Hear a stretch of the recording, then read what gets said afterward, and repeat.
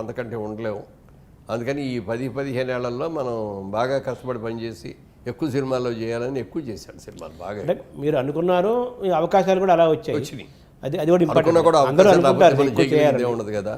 అంటే వచ్చిన అవకాశాన్ని దేన్ని కూడా నో కాదు అని అనకుండా సద్వినియోగం ఒకసారి అనేవ్వండి, చేయలేకపోతున్నానండి, డేట్లు ఇవ్వండి అంటే, మీరు ఎందుకు సార్ మీరు మాకు ఒక 4 రోజులు 5 రోజులు ఇవ్వండి, ముందు మెయిన్ షెడ్యూల్ చేసేసుకుంటాం, ఆ తర్వాత మీరు ఎప్పుడు గ్యాప్లు ఇస్తే అప్పుడు అలా చేసుకుంటామండి అనేవారు. ఆ రోజులు కూడా వచ్చేసాయి. ఆ రోజులు కూడా వచ్చి తర్వాత సెకండ్ షిఫ్ట్ చేసేవాడిని, రోజు 2 షిఫ్ట్స్ చేసేవాడిని. మార్నింగ్ షిఫ్ట్ రెగ్యులర్ సినిమాలు చేసేవాడిని అండి, నైట్ షిఫ్ట్ ఇట్లా ఆగిపోయిన సినిమాలు అంత బిజీ అయిపోయారు. ఏం చేశాను తర్వాత అంటే మీరు పాత్రల పరంగా చూసుకుంటే ఇప్పుడు ఆయన వీరేశలింగం పాత్ర పోషించారు కదా. ఎన్టీ రామారావు గారి తమ్ముడిగా అన్నదమ్ముల అనుబంధం అనే ఒక సినిమా చేశానండి. బాలకృష్ణ మూవీ. బాలకృష్ణ గారు, నేను, ఎన్టీ రామారావు గారు ముగ్గురు అన్నదమ్ములు. ఎన్టీ రామారావు పెద్ద ఆయన, నేను 2, 3 ఏమో బాలకృష్ణ గారు. ఆ సినిమా నాకు ఎంత సంతృప్తి ఇచ్చిందంటే, అదే బాలకృష్ణ ఫస్ట్ మూవీ సార్ అది కాదు, బాలకృష్ణ గారు కూడా అప్పటికి 2-3 సినిమాలు చేశారు, ఇంకేయో చేశారు. హీరోగా ఫస్ట్ ఏమో అతను ప్రారంభం సినిమాలు అది ఏదైనా కానీ, అది ఎర్లీ డేస్ అయింది కూడా. ఆ సినిమా చేసిన తర్వాత నాకు విపరీతమైన మాస్లో గుర్తింపు వచ్చిందండి. హీరో ఎన్టీఆర్ కదా, బయటికి ఎక్కడికి వెళ్ళినా నా పేరు మురళీమోహన్ అనేది గుర్తుకొచ్చేది కదా వాళ్ళకి. ఎన్టీఆర్ తమ్ముడురా, అన్నదమ్ముల అనుబంధంలో వేసాడు అని చెప్తూ ఉండేవారు.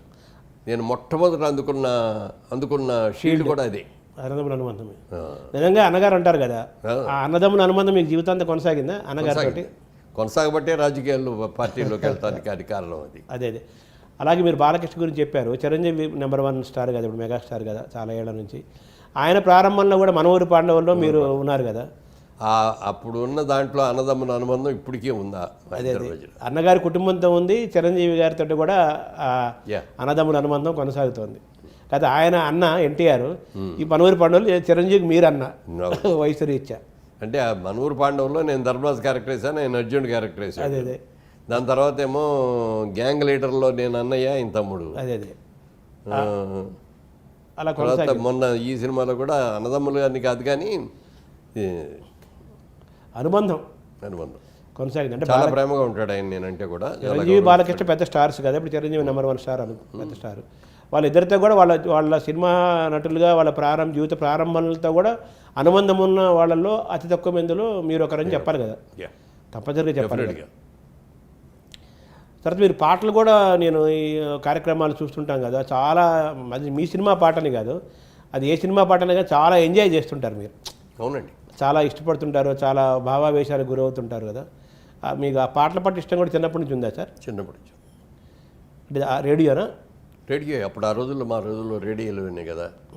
ఇంట్లో రేడియో ఉందండి, చాలా గొప్ప ఆ రోజుల్లో. ఎక్కడో ఎవరింట్లో ఉంటే అక్కడికి వెళ్ళి ఇంట్లో ఉండేవాళ్ళం. స్టేటస్ సింబల్ ఆ రోజుల్లో. తర్వాత అప్పుడు ఆ రోజుల్లో మాకు కరెంటు కూడా లేదు, చెరువుకు ఒకటి కొనుక్కున్నాం. కానీ అప్పుడు బ్యాటరీలు, వెట్ బ్యాటరీస్ అని ఉంటాయి కదా, ఆ బ్యాటరీలతో పెట్టుకొని చూసేవాడు. సార్ మీరు తర్వాత వచ్చేసరికి సినిమాలు, ఇష్టమైన సినిమాలు కొన్ని చెప్పారు, ఇష్టమైన పాత్రలు. కందుకూరి వీరేశలింగం పాత్ర కూడా వేశారు కదా, అది ఎలా మీరు భావిస్తున్నారు సార్ దాన్ని? ఏమండి, కందుకూరి వీరేశలింగం వేసానండి. అది మీకు విజయ్ చంద్ర గారు తీసిన సినిమా అది. అవును. దాంట్లో ఆయన ఒక రోజున అడిగాడు, ఏమండి మా సినిమాలో గెస్ట్ క్యారెక్టర్ ఉందండి, ఒక 2 రోజులు ఉంటుంది, కందుకూరి వీరేశలింగం గారిది అన్నాడు. అనగానే ఒప్పేసుకున్నాం, వెంటనే ఒప్పుకొని వెళ్ళి చేసి వచ్చాం. ఆ సినిమా ఆ రోజున గెటప్ వేసుకొని అక్కడ వాళ్ళ వీరేశలింగం గారి హాలు, ఇల్లు అవన్నీ ఉన్నాయి అక్కడ ఇప్పటికి కూడా స్టూడెంట్స్, దాంట్లో స్టూడెంట్స్ కూడా ఉన్నారు. ఇప్పుడు రోజు రెగ్యులర్గా జరుగుతుంది, ఎవ్రీ ఇయర్ ఇది. అక్కడికి వెళ్ళి నన్ను చూడంగానే అందరూ కూడా నాన్నగారు అంటే పిలవడం మొదలెట్టారు. అదే ఆ పాత్ర అంటే ఆ బాబా భక్తుడి పాత్ర ఎలాగో అదే వీరేశలింగం పెక్యులర్ పాత్రలు కదా. అవును, మామూలుగా తమ్ముడుగా, అన్నగా, తండ్రిగా ఎన్నో చాలా ఉన్నాయి. పర్టికులర్గా ఇప్పుడు ఇన్ని 10 సినిమాలు ఉన్నాం కానీ మీరు ఆ బాబా అరగంట పాట గుర్తొచ్చినట్టుగా ఇప్పుడు కందుకూరి వీరేశలింగం మన గారు చారిత్రక పురుషులు కదా వీళ్ళు. సో మీకు జయభేరి అనే సంస్థ పేరు బాగా ప్రసిద్ధమైంది. ఆ జయభేరితోనే మీరు ఇప్పుడు రైలు షెట్ కూడా బాగా ఉంటారు. అందుకని ఆ జయభేరి మీద నాకు ఇష్టం, జయభేరి అనేది మాట. ఎందుకంటే జయభేరి అంటే ఆ రోజుల్లో రైతులు యుద్ధానికి వెళ్ళి విజయం సాధించగానే జయభేరి మోగించేవారు. విజయభేరి మోగించడం విజయవేరి మోగించాం.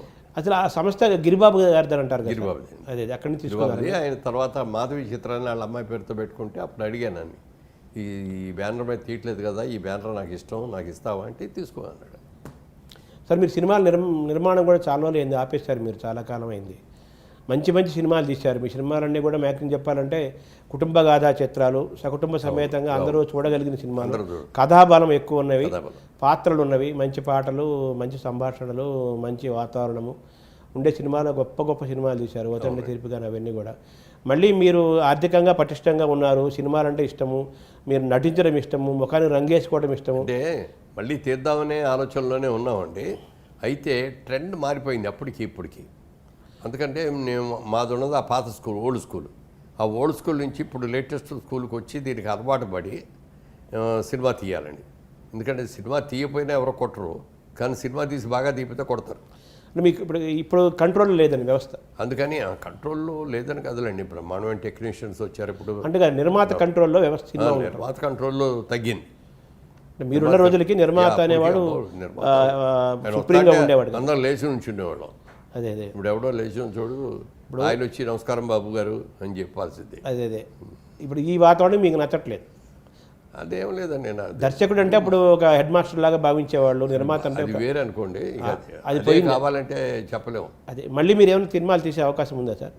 తీస్తానండి డెఫినెట్గా. కొంచెం అండర్స్టాండ్ చేసుకుంటున్నా ఇప్పుడు ఉన్న ట్రెండ్ ఏమిటి, అదే అదే ట్రెండ్, ఏ టైప్ సినిమాలు తీయాలి అనేది, రకరకాల కథలు అవి వింటున్నాను. ఇప్పుడు రీసెంట్గా కూడా మన చిరంజీవి గారి సినిమాలు కూడా మీరు నటించారు కదా.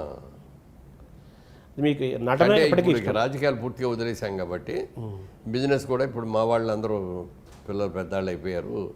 తమ్ముడు ఉన్నాడు, మెయిన్ తమ్ముడు, మా బాబు, అలాగే ఇద్దరికి కూతురు లేవు, ఒక్కొక్క కూతురు. వాళ్ళని కూడా ఇందులో జాయిన్ చేస్తాం. వాళ్ళు కూడా డైరెక్టర్ అయ్యారు. నెక్స్ట్ వాళ్ళు కూడా ఇన్వాల్వ్ అవుతున్నారు. సో నాకు కొంచెం రెస్ట్ ఇచ్చారు, రిలాక్స్ అవుతున్నారు. ఇప్పుడు మీరు మీద దైవ ప్రార్థన చేసుకోవటం, ఆరోగ్యాన్ని జాగ్రత్తగా చూసి కాపాడుకుంటూ ఎక్సర్సైజులు, యోగాలు అవి చేసుకోవటం, ఇవన్నీ చేసుకోవటం. మళ్ళీ అడప సినిమాలు వస్తే సినిమాల్లో నటించి మళ్ళీ మీ దగ్గర నుంచి ఒక మంచి సినిమాని మేము ఎక్స్పెక్ట్ చేయవచ్చా? చేయొచ్చు డెఫినెట్గా. అది చేసేది మంచి సినిమా చేయాలి. బిగినింగ్లో తప్పటడుగు వేసాం అనుకోండి, మళ్ళీ దాన్ని రివైవ్ చేసుకోవడం కష్టం. మనకే అనిపిస్తుంది, వద్దులే ఈ ట్రెండ్కి మనం తీయలేము, మనం చేయలేము అనే ఫీలింగ్ వస్తుంది. సార్ మొత్తం ఇంకా మనం చివరికి వచ్చేసాము. ఓవరాల్ మనం దైవం గురించి మాట్లాడుకున్నాము, తల్లిదండ్రుల గురించి మాట్లాడుకున్నాము, కాలం గురించి మాట్లాడుకున్నాము, డబ్బు గురించి మాట్లాడుకున్నాము, రాజకీయాలు మాట్లాడుకున్నాము, ఇష్టాలు ఏం లేవు, అన్ని ఇష్టాలే మాట్లాడుకున్నాము ఈరోజు. మీరు గురువులుగా ఎవరిని భావిస్తారు సార్? మీ సినిమా రంగంలో కానీ, మీ వ్యక్తిగత జీవితంలో కానీ, వ్యాపారంలో కానీ వీళ్ళని దర్శనం చేశారు, వీళ్ళు గైడ్ చేశారు, నన్ను నడిపించారు, నేను ఈరోజు ఇలా ఉన్నానంటే వీళ్ళ వల్ల అని చెప్పుకోవాలంటే ఎవరెవరు ఉన్నారు సార్? సినిమా రంగంలో నా గురువు గారు మాత్రం దాసరి నారాయణరావు గారండి. ఆయన నన్ను చూసి, నేనంటే ఆయనకి నచ్చి, మురళీమోహన్ గారు మిమ్మల్ని బెస్ట్ యాక్టర్, మంచి యాక్టర్గా తీర్చే బాధ్యత నాది, ఇక నుంచి నా సినిమాలు అన్నింటిలో మీరు ఉంటారని. దాదాపు 40 సినిమాల్లో యాక్ట్ చేశాను ఆయన సినిమాల్లో. ఇవాళ ఈ స్టేజ్లో ఉన్నానంటే ఆయన పెట్టిన భిక్ష. అంటే మీరు ప్రారంభంలో ఆల్ ఇండియా రేడియో, ఆకాశవాణిలో కూడా మీరు రేడియో నాటకాలే వేశారు. వెన్నకోట రామన్న పంతులు అటువంటి వాళ్ళు కూడా మీకు వాళ్ళ దగ్గర కొంత పాఠాలు నేర్చుకున్నారు కదా సార్? అవునండి. అలా సినిమాలకు ముందు ఎవరున్నారు సార్ మీకు ఆ విధంగా గురువులు? అప్పుడు అదే ఆల్ ఇండియా రేడియో స్టేషన్లో కొంతమంది ఉండేవారండి. శ్రీరామ్మోహన్ రావు గారు, నల్లూరు సుబ్బారావు గారు, అలాంటి వాళ్ళు కొంతమంది.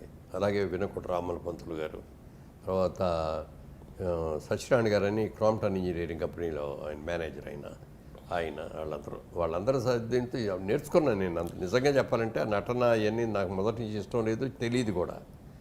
వాళ్ళందరి ఇదిలో రామన్ పంతులు గారు అప్పటికే పెద్ద సీనియర్ ఆర్టిస్టు, అనేక సినిమాలు చేసిన ఆయన, కొన్ని నాటకాలు కూడా చేసిన ఆయన, వాళ్ళందరి సహకారం ఉంది. అంటే మీరు ప్రారంభంలో డైలాగ్ డిక్షన్ ఎలా పలకాలి ఎక్కడ అని అది కూడా నేర్పించారు? డిక్షన్ నేర్పిందంత మాత్రం శ్రీరామ్మోహన్ రావు గారండి ఆల్ ఇండియా రేడియోలో. ఎందుకంటే ఆల్ ఇండియా రేడియోలో ఉండేవాళ్ళు భాషని పర్ఫెక్ట్గా మాట్లాడేవారండి. ఎక్కడ ఒత్తులు లేకుండా మాట్లాడటం కానీ, తప్పులు మాట్లాడటం కానీ అట్లా ఉండేది కాదు. చాలా అద్భుతమైంది. ఆయన రామ్మోహన్ రావు గారు నేను మాట్లాడుతుంటే కరెక్ట్ చేసేవాడు.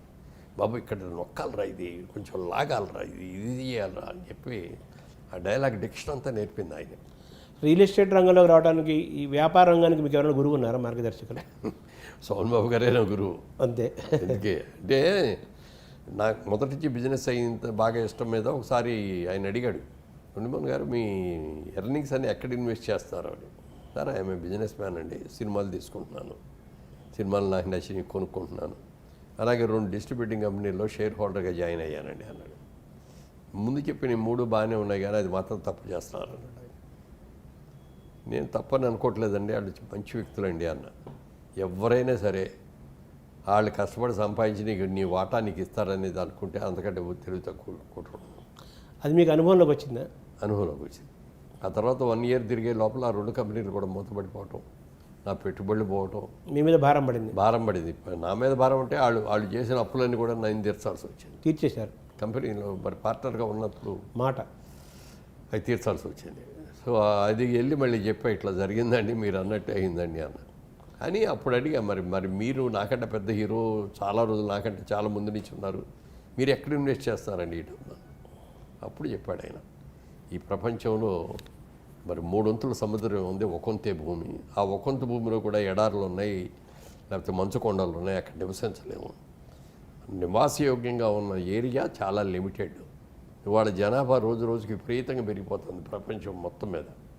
మన ఇండియాయే కాదు, చైనాయే కాదు, లేకపోతే అమెరికాయే కాదు, ఎక్కడైనా ఈ పెరిగిపోయే జనానికి ఇప్పుడున్న ల్యాండ్ చాలదు రాబోయే రోజుల్లో. అందుకని ల్యాండ్కి విపరీతం డిమాండ్ పెరుగుద్ది అని ఉద్దేశంతో నేను మొత్తం అంతా కూడా ల్యాండ్ మీద ఇన్వెస్ట్ చేస్తాను అన్నాడు. అది అందరికీ తెలిసిన మాట అయినా ఆయన చెప్పిన విధానం, ఆయన చెప్పిన ఇది చూస్తే నిజమే కదా. అవును, మనం ఎందుకు దాని మీదకి వెళ్ళకూడదు? ఏదో షేర్ మార్కెట్కి వెళ్ళి బిజినెస్లు చేద్దామని అనుకుంటే అవి ఉంటాయో పోతాయో తెలియదు. ఓ సినిమా తీద్దామంటే సక్సెస్ అవుద్దో ఫెయిల్ అవుద్దో తెలియదు. లేకపోతే ఇంకో వ్యాపారం చేసామంటే లాభాలు రాకపోవచ్చు కానీ నష్టాలు రాకపోవు, నష్టాలుగా పెద్దగా రాకపోవచ్చు. కానీ ఇదైతే డెఫినెట్గా లాభాలే వస్తాయి. ఇవాళ మీరు స్థలం అసలు గ్యారెంటీగా ఉంటుంది కదా. అసలు గ్యారెంటీగా ఉంటుంది. ఇది 5 రెట్లు పెరిగిందా 100 రెట్లు పెరిగిందా అనేది మీ ఇద్దరు నష్టం జరగదు. చేసాం ఇక్కడ శిల్పారామం పక్కన, అది చేసినప్పుడు మేము 500 600కి అమ్మాం గజం. అది వాళ్ళు 2 కోట్లు ఉంది. ఎక్కడ 500 ఎక్కడ 2 కోట్లు. ఇప్పుడు ఇది ఉంది, ఇప్పుడు మా ఆఫీస్ ఉన్నది, ఇది కూడా మొత్తం ఇదంతా మేము చేసింది లేఅవుట్. అప్పుడు మేము ఇది 1000 రూపాయలకి అమ్మాం, ఇవాళ 2 కోట్లు ఉంది గజం. ఇన్ని రెట్లు పెరిగింది. ఊహాతీతం. భూమి మీద పెట్టబట్టే కదా. ఎన్ని సినిమాలు తీసినా అంత డబ్బు రాదు. మీరు సినిమాల్లో సంపాదించిన దానికంటే ఆ సినిమాల ద్వారా వచ్చిన కొంచెం డబ్బులతో రియల్ ఎస్టేట్ పెట్టిన ద్వారా వచ్చింది పెద్ద పెరిగింది. సినిమాల ద్వారా వచ్చిన డబ్బుతోటే నాకు బిగినింగ్ ఇన్వెస్ట్మెంట్ అది అయ్యానండి. అక్కడి నుంచి తీసుకున్నారు? అక్కడి నుంచే తీసుకున్నాను. తర్వాత ఏమో సినిమాకి ఫైనాన్సర్స్, మాకు మొదటి నుంచి సినిమాలు తీసేటప్పటి నుంచి ఫైనాన్సర్ అలవాటు కదా, వాళ్ళే నాకు ఫైనాన్స్ చేశారు. ఇక్కడ నాకు కావాల్సిన డబ్బు కావాల్సినప్పుడు. కాకపోతే అంటే సినిమా వడ్డీలు విపరీతం, అంత వడ్డీల మీద చేయలేము. అది కొన్నాళ్ళు చేసి తర్వాత మెల్లగా బ్యాంకులకు షిఫ్ట్ అయ్యి ఒక స్టేజ్ వచ్చిన తర్వాత బ్యాంకుల వాళ్ళు కూడా రికగ్నైజ్ చేసి మీ నెట్వర్క్ ఉంది కాబట్టి. ఇప్పుడు మరి మీరు రాజకీయాల నుంచి పూర్తిగా విరమించుకున్నట్టుగానే భావించారు? పూర్తిగా 100%. చాలా ఆనందంగా, గర్వంగా, హాయిగా చెప్తున్నారు అన్నమాట. ఇప్పుడంతా మీ ఇంకా కాలక్షేపం ఎలా చేస్తారు? వ్యాపారం కూడా పిల్లలకి, కుటుంబ సభ్యులకి అప్పచెప్పేశాను, రాజకీయాలు పూర్తిగా వదిలేశానన్నారు. ఇప్పుడు మీ సమయం ఎలా గడుపుతారు పొద్దున్న రాత్రి దాకా? నన్ను పెళ్లి చేసుకున్నప్పటి నుంచి కూడా మా ఆవిడ ఎప్పుడు బిజీ నా లైఫ్. విజయవాడ ఉన్నప్పుడు బిజీగా ఉన్నాను, మెడ్రాస్లో ఉన్నప్పుడు బిజీగా ఉన్నాను, హైదరాబాద్ వచ్చాక బిజీగానే ఉన్నాను, రాజకీయాల్లోకి వెళ్ళాక బిజీగానే ఉన్నాను. ఇప్పుడు ఎక్కువ టైం నా వైఫ్ నేను ఇద్దరం కలిసి కూర్చొని హ్యాపీగా గడపాలని. ఇప్పుడు మీకు ఇంకా ఈ శేష జీవితం అంతా కూడా మీకు ఇష్టమైన అంశాల పట్లే మీరు సాగించడానికి మీకు ఒక స్వేచ్ఛ, అవకాశం దొరికిందిగా మీరు భావిస్తున్నారు? అవకాశం ఉన్నప్పుడు, ఎందుకంటే సినిమా నటన వదలకూడదు. నాగేశ్వరరావు గారు చెప్పారు ఒకటి, నేను నటిస్తూనే చనిపోవాలనుకున్నాను తప్ప ఇందులోంచి విరమించి బయటకు వెళ్ళాలని అనుకోవట్లేదు అని. ఆయన అన్నట్టే జరిగింది. ఆయన ఆఖరిది మనం సినిమా తీసి ఎవరికి చేసి ఆఖరికి లాస్ట్ టైం ఆఖరిలోకి వచ్చేటప్పటికి నాగార్జున్ని పిలిచి, నాకు రోజుకి వద్దు, ఎన్ని రోజులు ఉంటానో నాకే తెలియదు, నా డబ్బింగ్లు అవన్నీ కూడా ఫినిష్ చేయండి అంటే హాస్పిటల్ రూమ్లోనే తెచ్చి ఇక్కడ రికార్డ్ చేసి పంపించారు ఆయన్ని. సో మీకు ఆయనే స్ఫూర్తి?